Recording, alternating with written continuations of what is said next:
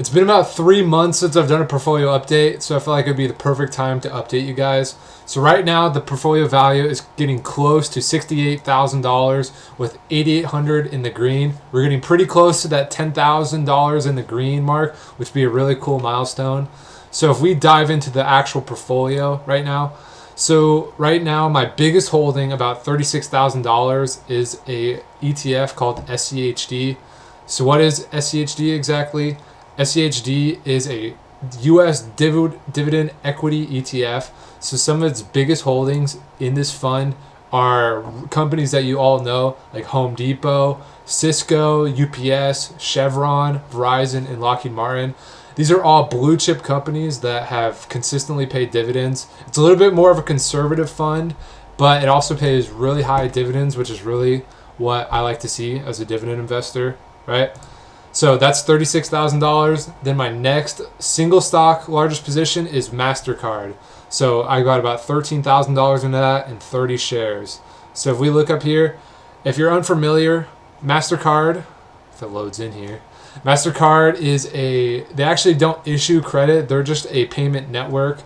So with them being a payment network, they don't have any credit risk. So all they do is companies like Citi or JP Morgan, they partner with Mastercard, and Mastercard facilitates all those transactions. So as you can see here, with them facilitating more transactions and obviously more people using less cash and using their Mastercard more, the revenue has been just like clockwork, right?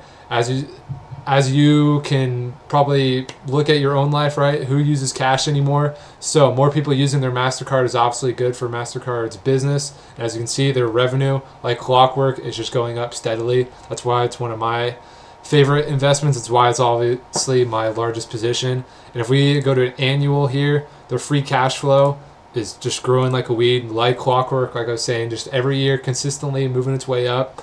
So over the last 5 years, they've been averaging 18% free cash flow growth. And if we look at their stock here, the last 5 years, they're averaging going up about 10%.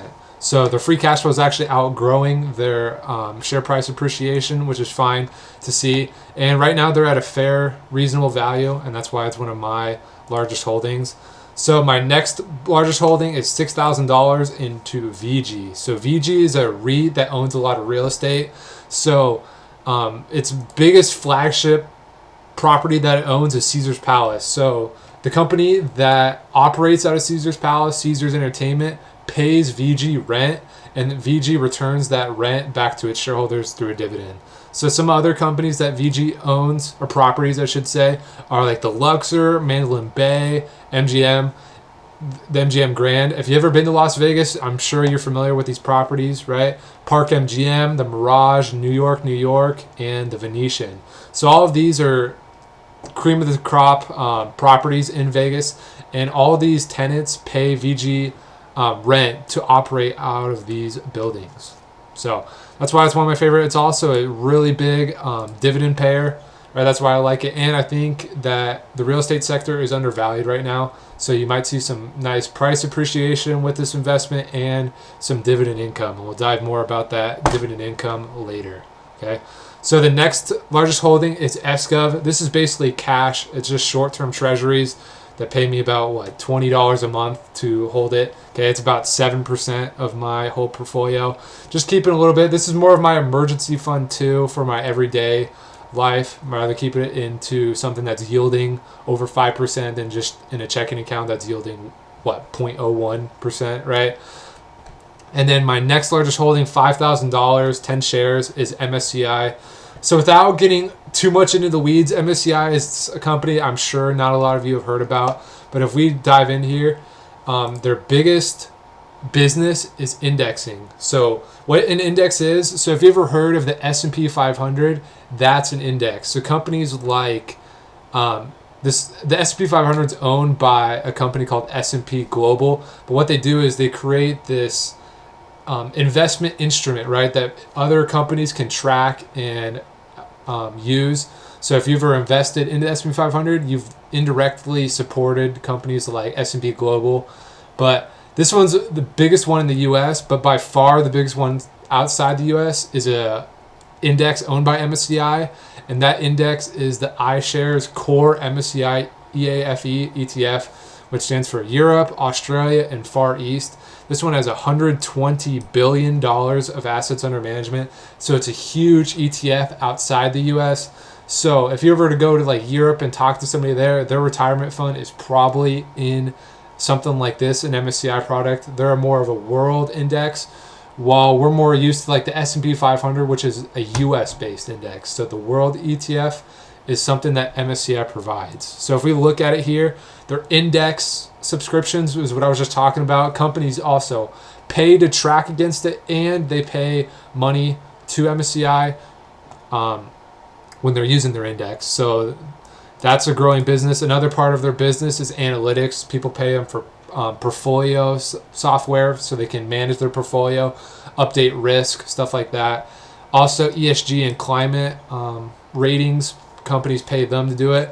I don't want to get too much in the weeds. I'm kind of skimming over a lot of this, and then they also have other private assets. This one's more of, like I said, in the weeds of not a lot of people have heard about, but it's also a fantastic business. If we look at their revenue, like again, if you can catch a common theme, especially from Mastercard that we just talked about, like clockwork, the revenue is working its way up like year over year, right? Same way with their free cash flow.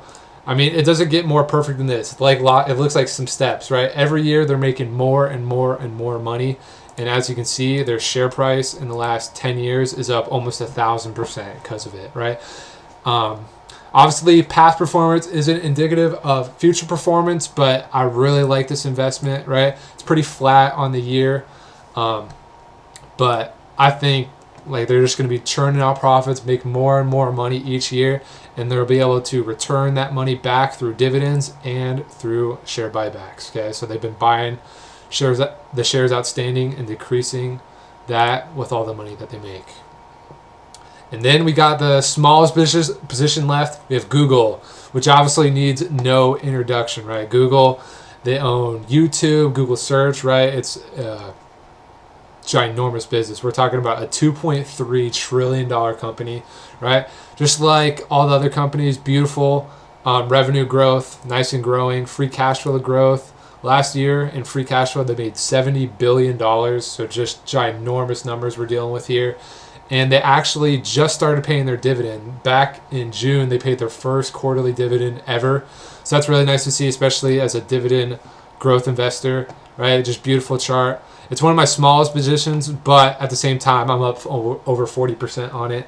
So maybe I wish I bought more back in the day, but that's also another great investment. So putting this all together, like I said, the portfolio value is getting close to $68,000. We're at $67,680. And if we look over here, this dividend or this portfolio pays me $2,000 or over $2,000 in dividends a year. And I'm hopefully every week when I get paid, I put more and more money into this portfolio. So we're hoping to see this dividend income increase year over year, right? Maybe eventually getting it to where we get over $10,000, $20,000, $30,000 and just passive income. And that's why I work so hard, okay, to get this dividend income that I don't have to lift a finger for, don't have to use my brain, use my back, anything like that. It's just strictly passive income that I can rely on year over year. So I just want to give you guys a quick portfolio update. I know it's been a long time, so hopefully you enjoyed the video.